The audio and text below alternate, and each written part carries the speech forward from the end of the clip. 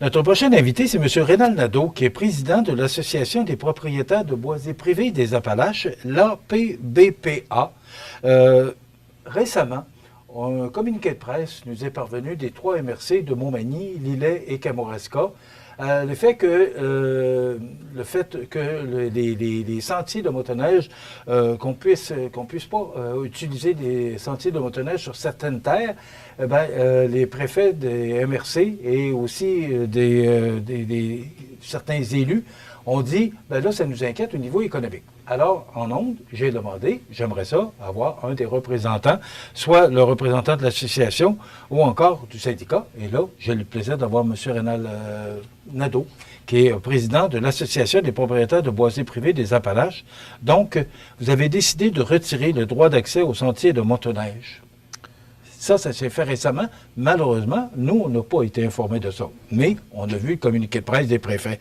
Qu'est-ce qui fait, M. Nadeau, que vous avez décidé de retirer le droit d'accès pour les motoneiges? Premièrement, je voudrais dire, ça circule beaucoup qu'on prend les motoneigistes en otage, mais ça, c'est vraiment faux. Qu'est-ce qui se passe? C'est que c'est les propriétaires de boisés privés des Appalaches regroupent, sont, comme on pourrait dire, porte-parole pour les propriétaires de boisés privés des Appalaches. Et plusieurs propriétaires qui nous ont demandé d'intervenir dans le dossier concernant la mise en marché du boîtillage et de déroulage que le syndicat des producteurs de bois de la Côte-du-Sud veut nous imposer. C'est un moyen de pression que les propriétaires ont décidé de prendre. C'est pas seulement les motoneiges qui vont être impactés si ça va de l'avant avec le projet de mise en marché. Ils veulent exercer une interdiction de droit de passage sur les propriétés privées. Fait qu'il va y avoir, plus que les motoneiges, il va y avoir des quads qui vont être impactés, la chasse, pêche, pédestres, ski de fond, tous les sports qui pratiqués sur les terrains des propriétaires de boisés privés vont être interdits. Là, pour ramener ça, à savoir d'où tout ça est parti, expliquez-nous exactement le litige.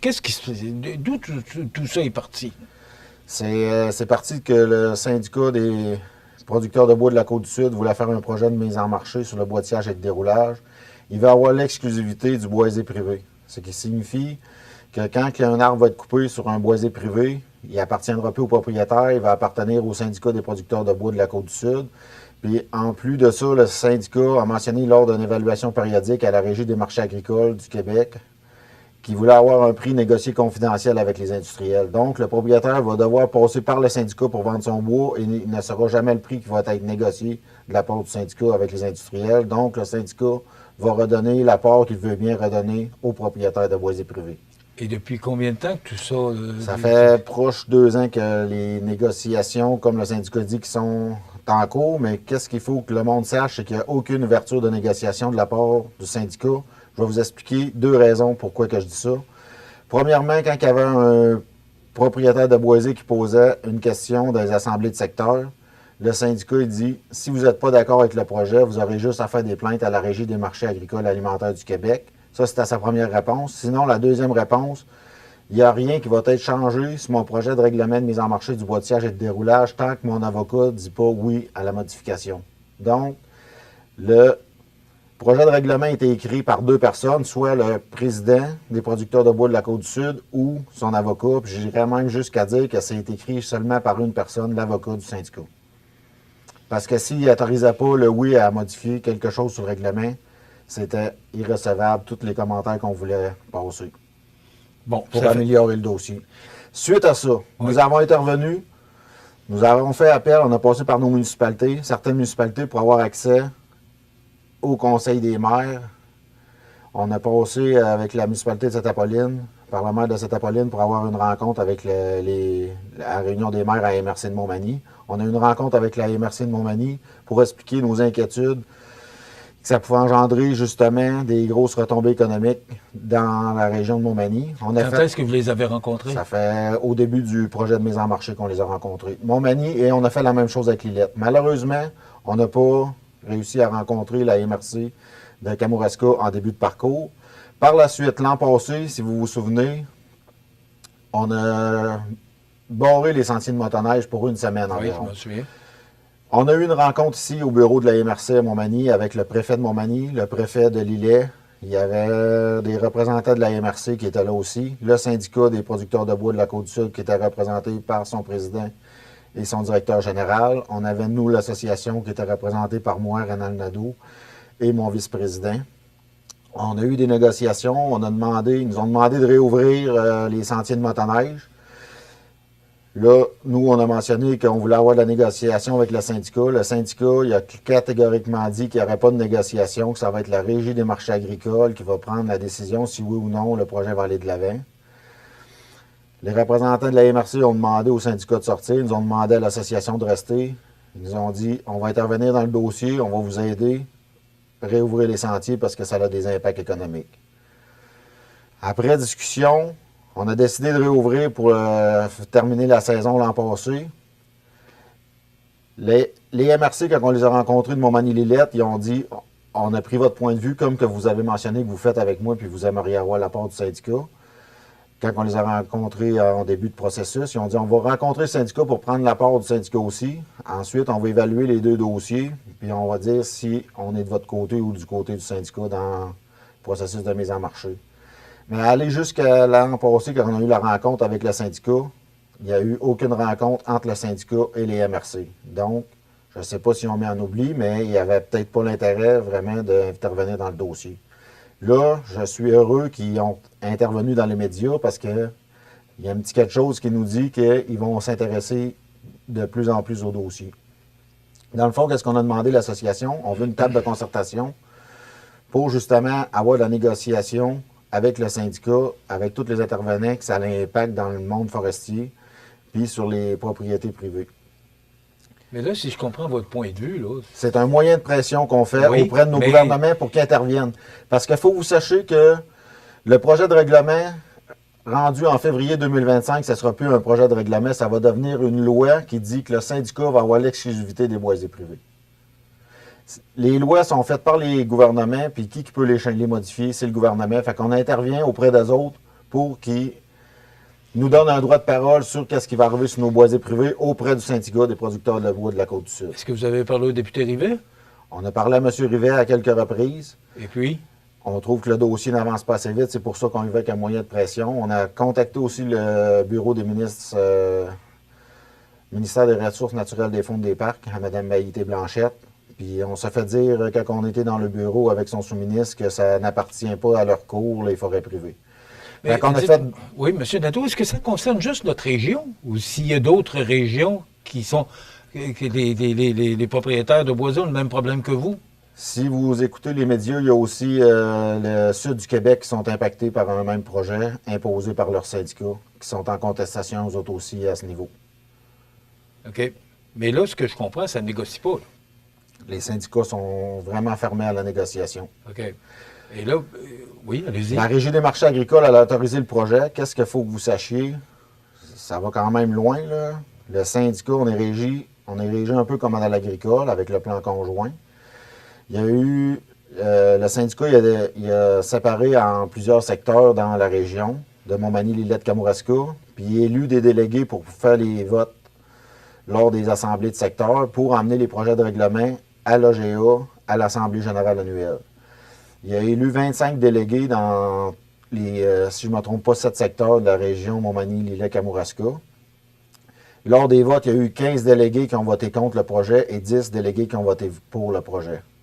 Donc, si le syndicat a respecté les votes des délégués élus aux assemblées de secteur, le projet n'aura pas été de l'avant. Mais le syndicat s'est donné un pouvoir de plus. Il a décidé de faire voter ses 7 administrateurs en même temps que les 7 délégués, que les 25 délégués élus aux assemblées de secteur. C'est ça qui a fait changer le vote et 17 contre 15, donc, il a été de l'avant avec son projet. Bon, M. Nadeau, le temps passe vite, là. C'est quoi les prochaines étapes, là? Parce que là, ce que je comprends, là, c'est que là, l'année passée, vous avez accepté vous avez accepté de débloquer pour que la saison puisse se terminer. Mais là, cette année, est-ce que vous allez faire quoi? Si le gouvernement n'intervient pas dans le dossier puis qu'il n'arrête pas le projet de mise en marché avec le syndicat des producteurs de bois de la Côte-du-Sud, c'est sûr qu'il va y avoir une interdiction de droit de passage qui va être exercée sur les terrains des boisés, des propriétaires de boisés privés des Appalaches. Donc, oui, la saison de motoneige va être très impactée. Puis, le député de Kamouraska-Lillette, Vous êtes au combien de Québec, propriétaires? au Québec, il y a tout près de 134 000 propriétaires de boisés OK, privés. mais dans notre région? Dans notre région, je n'ai pas les chiffres exacts, mais on est près de 14 000 propriétaires de boisés. 14 000? Propriétaires de boisés privés. OK. Mais tu sais, comme les motoneiges, ils parlent que ça l'impacte beaucoup au Québec, mais il faut que vous sachiez aussi qu'au Québec, là, les résultats, les revenus de boisés sur les boisés privés, ça représente aussi tout près de 4,7 milliards de dollars. Il qu'il y a beaucoup de retombées économiques aux forêts privées aussi. Bon, est-ce que vous avez communiqué avec les gens de la MRC, avec les préfets? Est-ce que vous avez fait des démarches à savoir... Bon, là, vous dites qu'il y a un communiqué qui est sorti dans les médias. Moi aussi, je l'ai reçu. C'est pour ça que vous êtes là. Mais là, est-ce que vous avez fait des démarches auprès de des MRC? Parce que c'est quand même... Le territoire est grand. À savoir s'il y avait un plan d'action qui était émis par les MRC.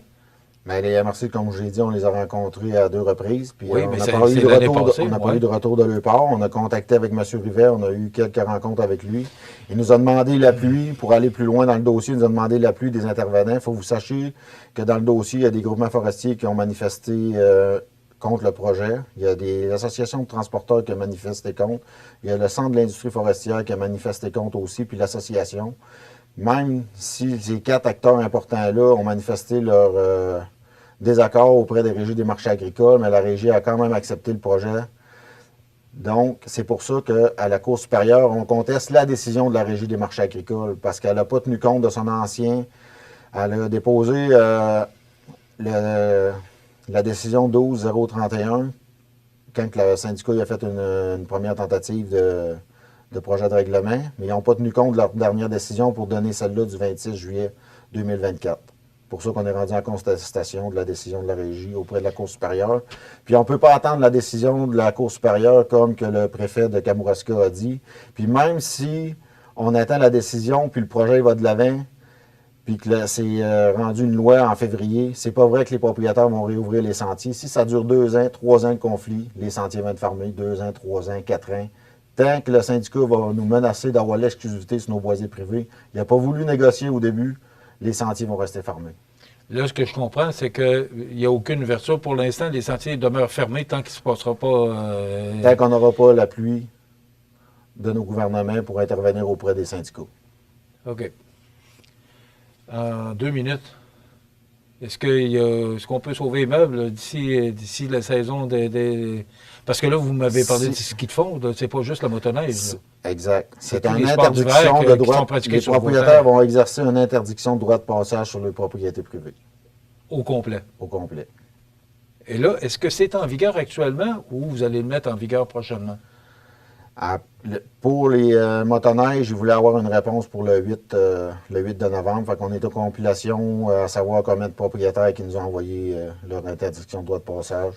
Mais je peux vous dire qu'on a quand même plusieurs propriétaires qui nous ont manifesté leur Le appui 8 novembre, c'est cette semaine. c'est cette semaine. On va suivre ça avec intérêt parce que c'est quand même beaucoup d'argent pour notre région. Mais là, ça négocie pas, c'est ça que je comprends. Puis Le syndicat n'a jamais voulu négocier tout au long du processus, lors des assemblées de secteur et même lors de l'AGA. À chaque fois qu'on voulait amener un point pour changer le règlement, c'était non, notre avocat ne veut pas, on ne change pas, ou si vous n'êtes pas d'accord, plaignez-vous à la Régie des marchés agricoles. La Régie, c'est un tribunal administratif de l'UPA. OK. Merci. J'avais demandé que quelqu'un vienne nous parler, nous mettre au courant de ce dossier-là. On va suivre ça avec le syndicat, puis on va suivre ça avec les MRC pour savoir quel travail il est fait là-dedans. Mais on va suivre ça de très près. Puis nous, on est prêts. Si les MRC veulent nous rencontrer, qui ne gênent pas, on a un site internet www.associationpbpa. Écrivez-nous, puis ça va nous faire plaisir de vous rencontrer. Merci de venir nous voir, M. Renan Nadeau, qui est président de l'Association des propriétaires de boisés privés des Appalaches, l'APBPA. Et jusqu'à maintenant, ce que je comprends, c'est que les sentiers de motoneige devraient rester fermés si rien ne se passe d'ici quelques semaines. Le temps passe vite. Hein? Très vite. Et la saison s'en vient rapidement aussi. Puis on est quand même proche de 2 mois avec qu'il y ait trop de neige pour faire de la motoneige. Fait que si on a de l'aide de tous les intervenants, ben, on peut quand même sauver la saison. Merci. Voilà, ça complète. Merci beaucoup.